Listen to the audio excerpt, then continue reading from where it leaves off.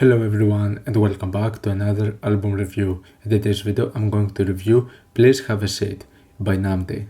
NNAMDY is back with a brand new full-length album after a series of different releases throughout the years, with the most notable one, especially for me, being the album Brat 2 years ago, which was undoubtedly for me one of the most exceptional releases I've heard all year and has already become one of my all-time favorite albums. I can already see it being for me one of the most significant releases out of this decade. This is an extremely unique and special album that would combine elements with like math rock and math pop with R&B, and it was just a really weird blend of sounds which worked tremendously. So obviously I was really looking forward to a brand new album of NNAMDY, and we got some other releases as well, but they didn't really seem to be perceived as that much significant works. It was more of like bonus stuff. But with Please Have a Seat over here we saw a bit of a different approach, teasing tracks and hyping this release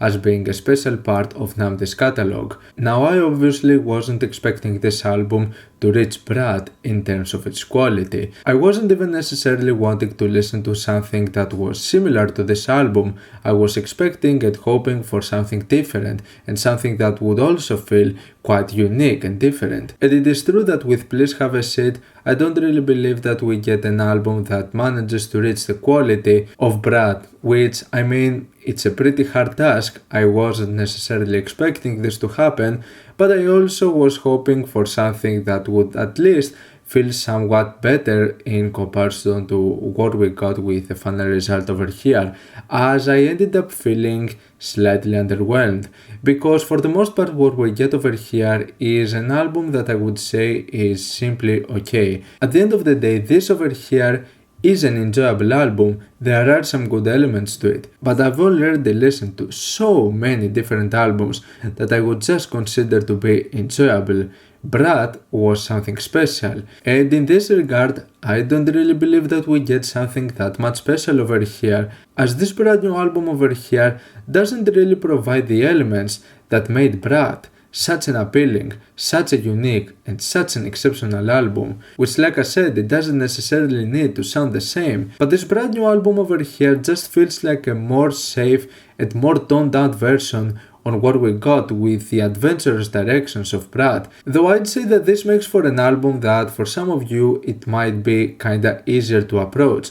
Brat was a bit of a more challenging release. It was a bit more chaotic, more outlandish, going into more ridiculous and crazy directions, in which in this case it's toned down a bit. We're talking about an album that doesn't really go into those really weird and out there vocals. I would actually say that in terms of its vocal directions it feels more carefully crafted, it feels much more ethereal, with some passages that would just be soaked in reverb and just creating this more atmospheric tone to them, and it tones it down to some of the more weird rapping portions, so this feels like a more balanced album, and the instrumentation is not really that much out there or all over the place. You're not getting tracks over here that would sound as intense as Perfect in My Mind, or you wouldn't get something that would sound so ridiculous as Gimme Gimme. This is an album that focuses much more on just being chill and smooth and quite wholesome, which was one of the attributes that made Brat such an enjoyable album.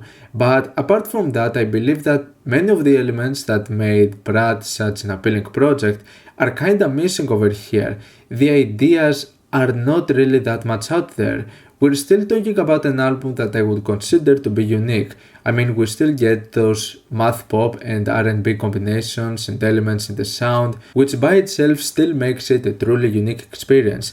But the ideas for me were not that much there. It is a nicely crafted album and you can tell that there was work and effort put into it. But there was no point over here, at least for me, that made me feel that much engaged or even astonished. And it's not like you don't have moments that had the potential on being somewhat more powerful, but there was not really one song that stood out over here. Now we still do get those parts that sound somewhat more weird and interesting in their own way. For example, I was kinda excited with a very small metal portion that we got out of the track Tips, but this lasted for such a few seconds and it led up to absolutely nothing. The track was just keep on going with its main idea. Also, I believe that the glitchy experimental electronic portion that we get as the track dedication begins, it's a really interesting touch. But then we get tracks like Grounded over here, which feels really unengaging. It feels like a more safe and toned down version on what we got on Brad,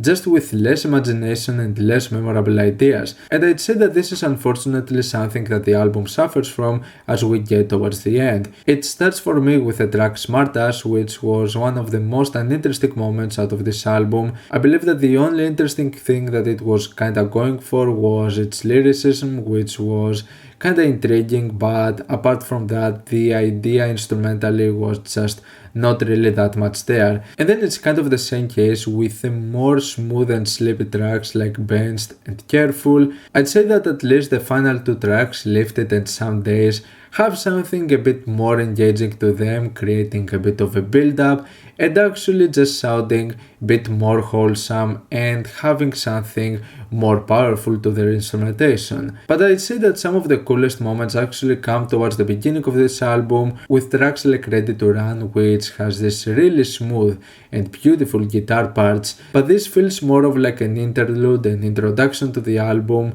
but it still manages to be one of the most interesting moments over here. And unfortunately it's kind of the same case with the track Armoire being really short, and in my opinion there could have been a bit more to it, but it's definitely one of the most interesting ideas over here. Really digging the beat, really digging how smooth it sounds and how ethereal the vocals are in this track. Also really liking the bass portions out of this one and the way it's handled. For me, it's one of the better executed songs. When it comes to the teasers, when I first heard of them, I wasn't really that much excited and I was worried with the direction that this album was going for. Though the thing is that some of the teasers actually ended up being some of the most compelling tracks out of this album, like the track I Don't Wanna Be Famous is undoubtedly the catchiest and the most infectious track over here. It has a really simple and catchy melody that can get you instantly hooked, and while it feels kinda empty towards the beginning, it picks up nicely with the added instrumentation towards the second half. The track Anti for me was the least interesting out of the teasers. It had a bit of a nice chorus. I'd say that this is the main highlight out of the track, but mostly that's pretty much about it. And then there's the track Dedication, which I believe it has some of the most interesting ideas out of the album, with some of the more experimental elements with instrumentation and the electronic portions. Though this hook was kinda underwhelming in my opinion, it sounded kinda silly but not really to that much of an appealing way like it was with some of the elements out of the album Brad. It just felt kinda not really something that sounds all that great. Please Have a Seat is a unique and different album, but it is also an album that is simply just okay.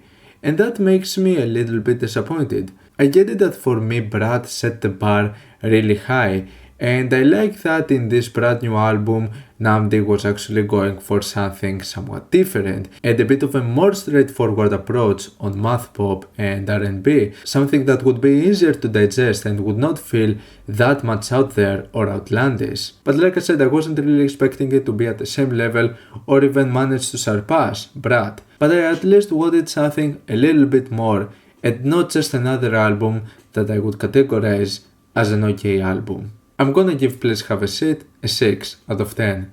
What's your opinion on this album? Like it, dislike it, why? And what do you want me to review next time? Let me know down in the comments. Leave a like if you enjoyed the video, subscribe for more content like this. Thank you for watching, and I'll see you all in the next video.